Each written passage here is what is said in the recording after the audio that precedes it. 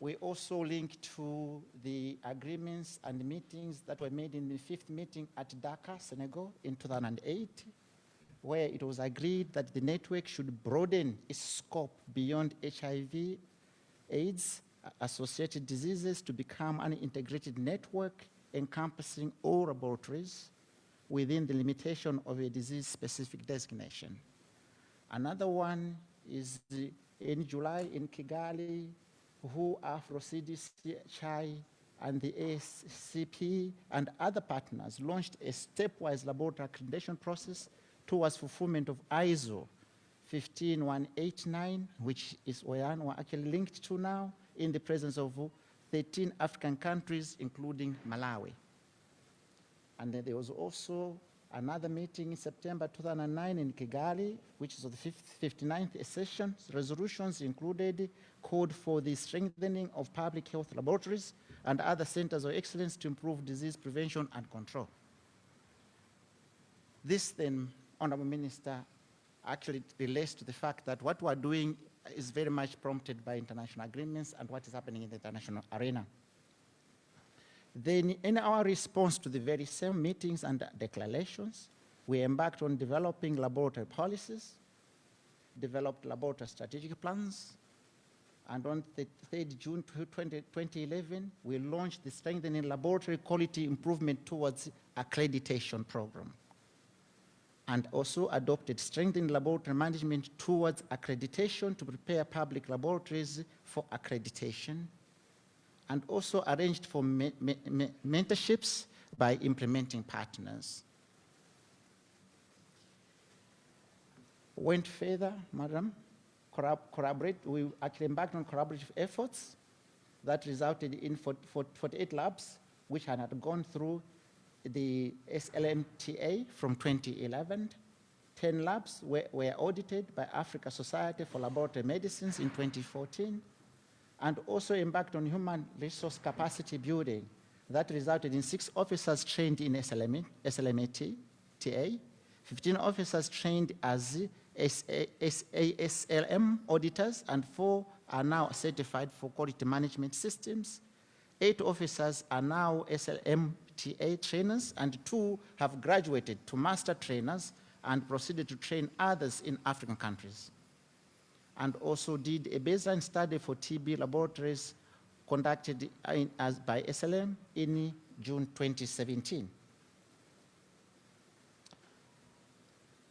The audit in 2017, Madam, as summarized, had 2 labs that actually attained 2 stars, as seen in the table opposite. 4 labs had 1 star, and 4 labs had 0 star, which meant that there was room for improvement. Going further, there was also an assessment based on tuberculosis, and that resulted in 1 lab attaining 2 stars, and 3 labs had actually attained 0 stars, also showing that there was room for improvement.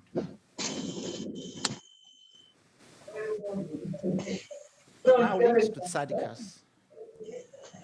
Accreditation bodies ensure that conformity assessment bodies, that is laboratory certification and inspection bodies, are subject to oversight by an authoritative body. SADCAS is a multi-economy AB and was established to meet the accreditation needs of 13 SADC member states that include Malawi. South Africa and Mauritius have their own, and that's the only difference, but Malawi now belongs to the SADCAS. We had a phased approach, and in the phased approach, our labs were actually in cohorts, and there was a first cohort that had 20, second cohort has 21, and third cohort had 21 as well. The results are as actually projected in the table. And in the one that is SADCAS, we had 5 laboratories, 4 molecular laboratories, and 1 disk laboratory, 4 accredited. There were supervision visits and biweekly visual meetings as an approach. In cohort 2, there were 6 laboratories, 1 that failed accreditation in cohort 1, 4 molecular laboratories, 1 laboratory TB reference lab, same embedded mentorships were also actually incorporated. Then in the third cohort, we had 24 laboratories, not in SADCAS cohort, enrolled in SLMTA training, supervised by SLM trainers, MOH and UMB coordinators.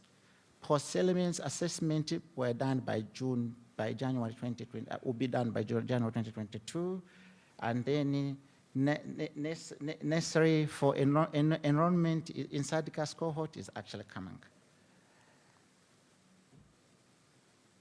Now, accreditation of our laboratories has actually resulted in based on a national SLIPTA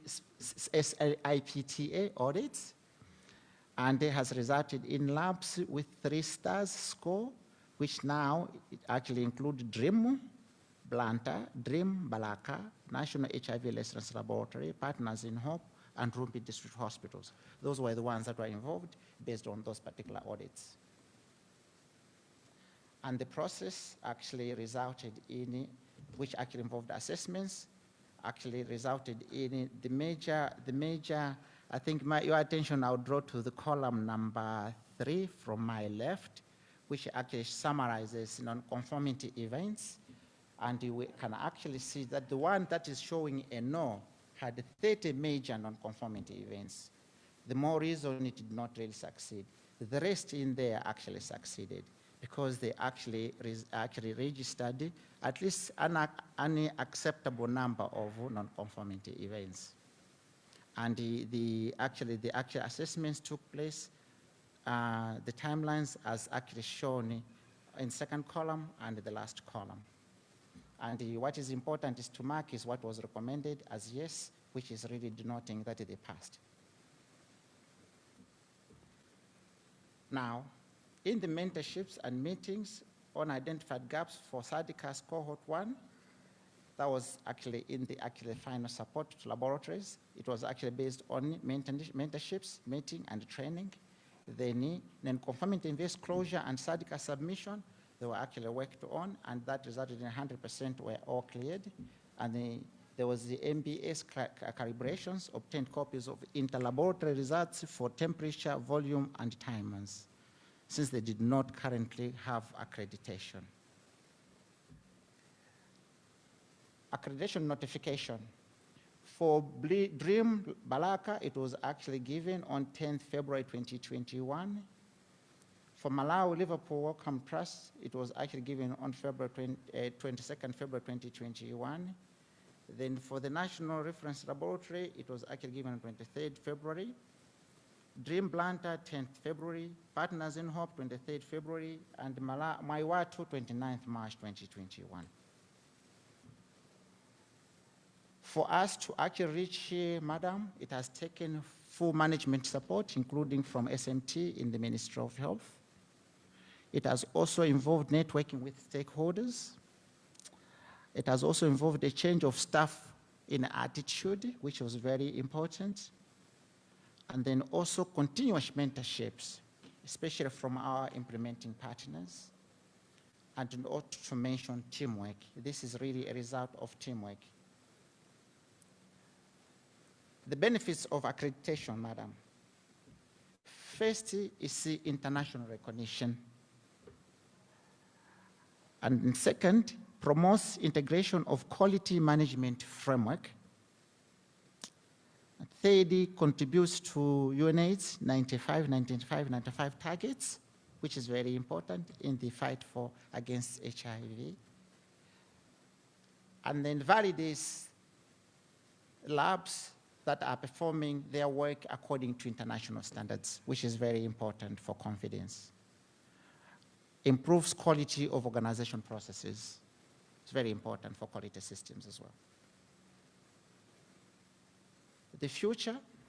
For the future, we aim to sustain the gains made already, promote professionalism, continue to enroll more labs in SMTA or SLIPTA, which is linked to accreditations, then strengthen laboratory networking, and strengthen partnership with donors and lab implementing partners in continuous lab improvement. Thank you very much. And just to wrap it up, we actually give acknowledgements to the following: MOH Management, CDC, PEPFAR, USAID, WHO, Global Fund, UNICEF, UMB, ITEC, PIH, Dream Community of San Diego, Malawi Liverpool Wellcome Trust, and Mwaiwathu Private Hospital. Thank you very much, Madam.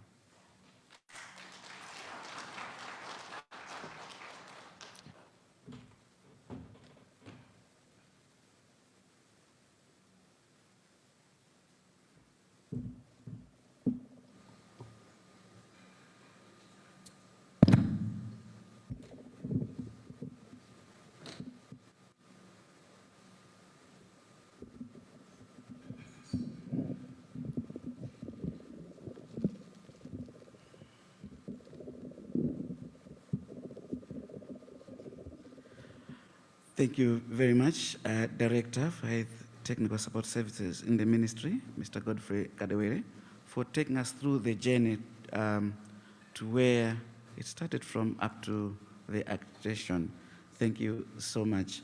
And as you acknowledged some of the organizations that needed to be appreciated, for this event today to happen, we also want to acknowledge more institutions and organizations in tandem with the PPP, public-private partnership. These are SISMIX, TOF Investments, Malawi Wellcome Program, Mwaiwathu again,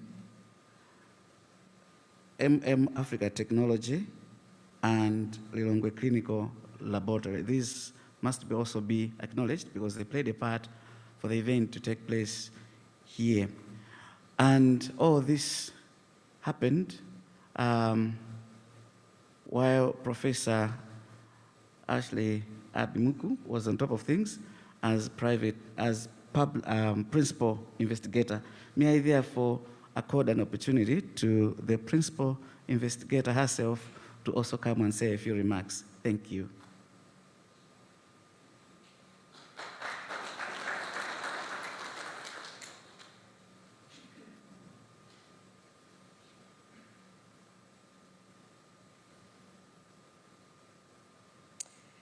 The Honourable Minister of Health, Mrs. Chipoda, the Secretary of Health, Dr. Wan Sambo, His Excellency, the U.S. Ambassador to Malawi, Robert Scott, all directors, and I wish to stand to establish my talk on standing protocol. I bring you greetings, ma'am, from the University of Maryland's President, Bruce Jarrell, the Director of the Institute of Human Virology, Dr. Robert Gallo, the co-discoverer of HIV, the Director of our Global Health Program, Dr. Man Chararat, and all join me in congratulating the laboratories, the 5 laboratories here in Malawi for such an incredible achievement. I would like to recognize the immense support we got from the Centers of Disease Control, not only in funding, but we really benefited from their technical input, especially from our point person in the person of Dr. Elizabeth Campari, and recently from Dr. Lindsay Kim and Dr. Mullican. All of them were part and parcel of this long journey. As shared with us today, this journey started long time ago in 2011. So as University of Maryland, we really appreciate the benefits of partnership. And we recognize all of the individuals, ASLM, SADCAS, other partners, URC, that have really started this journey before we had the opportunity to work with the good people of Malawi. So I want to recognize their effort and really thank them for building an incredible foundation that helped us to work with these 5 labs, because at the time we came in, they were extremely talented and excited and had the vision of where they want to take their labs to. Our task then became almost like the icing on the cake to get them to reach to that point. So allow me, Honourable Minister, to tell you a little bit about our global program, especially within the continent. I oversee all of our laboratory programs in 8 African countries, including Nigeria, Kenya, Botswana, Tanzania, and more recently we had the opportunity to also support Mozambique and Malawi. And really to thank you, Honourable Minister, for the incredible support we've gotten from the people of Malawi. We've worked with great partnership with colleagues from HTSS on several meetings and on several discussions before even approaching the funders. And it's really true partnership where we sit and discuss and find out how best to reach the goals for this Malawian labs. So I really want to thank you for the partnership, for the supports that the government has given us in order to reach this milestone. Thank you, Honourable Minister. I'll just end to say that it is the intention of University of Maryland to be in Malawi for much longer. This is just the start of a wonderful partnership. In most of the countries that we've operated for close to about 20 to 30 years because we really believe in long partnership. And one of the things that we're hoping will happen here, in fact, we're confident will happen, is that as we continue to build resources within the country, these resources will also lead us to addressing other issues, other health problems that are bound to happen. One of the expertise that we have is also in surveillance, in clinical care, and in next generation sequencing. And I know that the aspects of understanding the circulating mutants of COVID in the country is very dear to your heart. And we hope, and we're working really closely with other partners, that in fact, the technology and the expertise of sequencing your own viruses, especially with COVID and all of the circulating mutants, is done in this country at a time that is appropriate for policy decisions. And we will do our best and work very closely with all our partners and all of the laboratories to make sure that happens. And we look forward to many, many more years of collaboration. Thank you, Honourable Minister.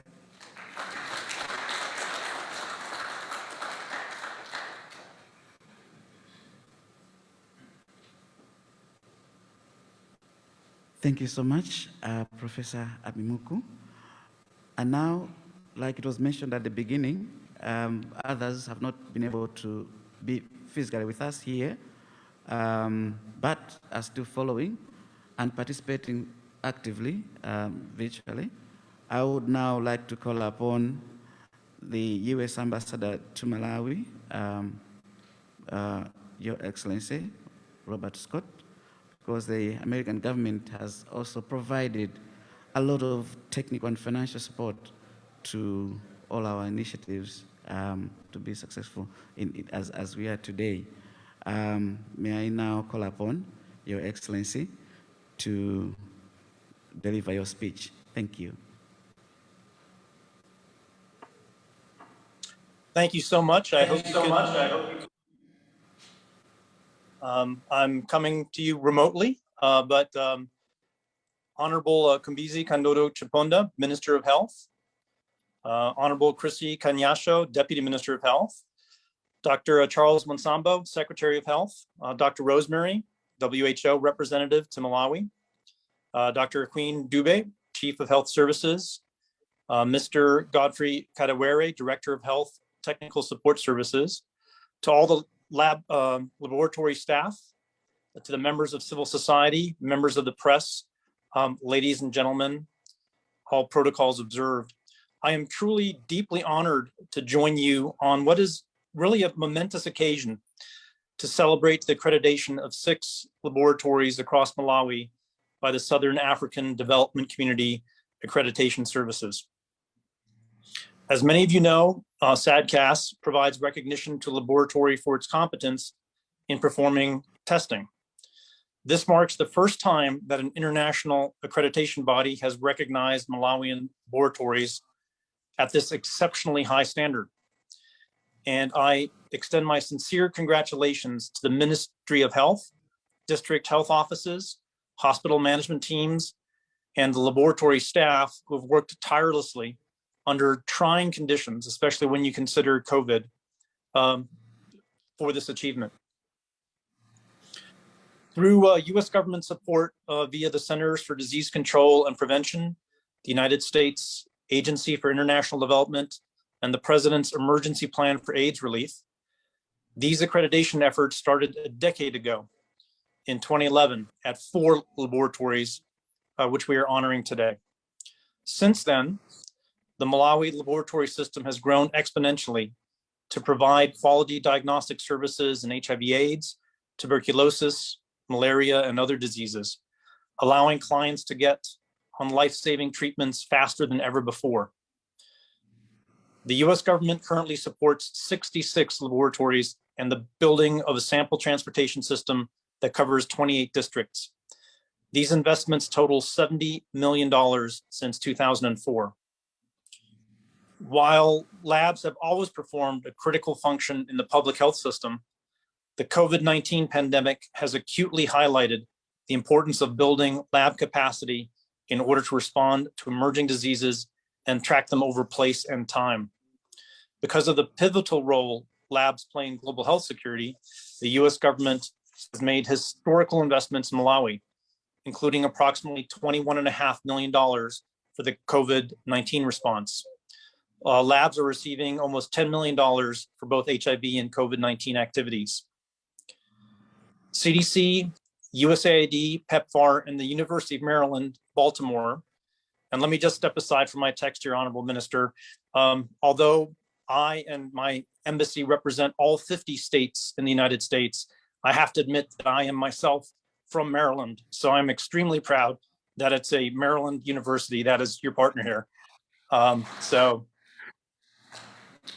And to the principal investigator, just a note to you, let's continue to fear the turtle and do really good work here in Malawi. That's an inside University of Maryland expression that the doctor can explain later. So in this collaboration with the Ministry of Health, we've augmented the existing lab system and supported 12 high throughput molecular labs to test more than 100,000 COVID-19 samples, trained 66 lab technologists to conduct SARS PCR testing, procured and distributed 25,000 lab reagents and 36,000 sample collection kits, and coordinated COVID-19 proficiency testing to maintain the highest quality standards. We came together as one team and achieved these results in record time for the nation. And I think it truly is exceptional. Everyone here at this conference and all of those who are implicated and have worked so hard at this, all of the work that's been done is truly exceptional. I think we all realize that. Even during the height of the COVID-19 pandemic, when the laboratories were stretched to their maximum capabilities, and even now as we face a third wave in this country, the labs continue to persevere and perform their extraordinary daily work of HIV viral load tests, TB and malaria tests, as well as chemistries and hematology tests.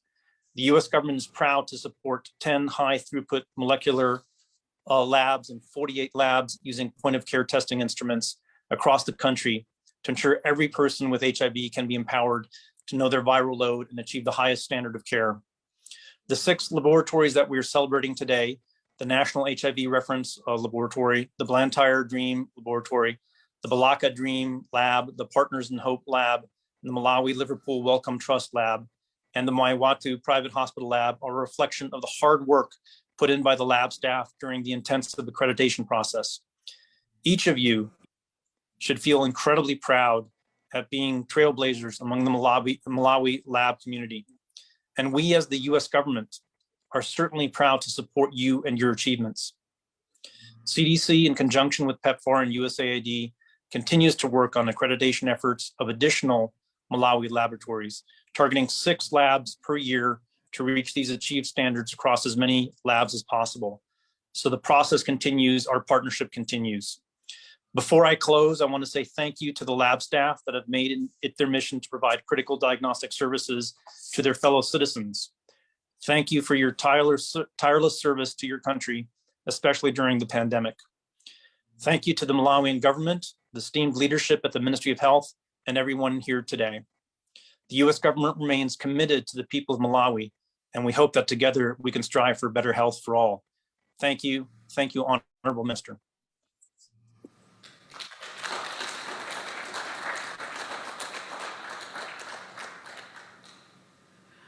And thank you so much, Your Excellency, for that wonderful speech. And now we're coming to the highest point of the event, where the guest of honor, Honourable Minister, will be presenting the awards. But before that, I would like to call upon the Secretary for Health to say a few remarks and invite our guest of honor to deliver her speech, and then we'll come to the presentation of the awards. Thank you.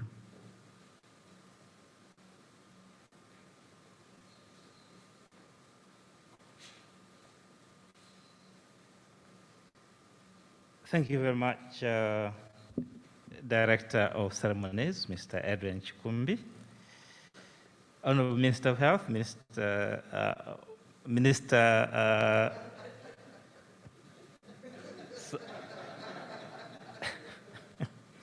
I'll start again.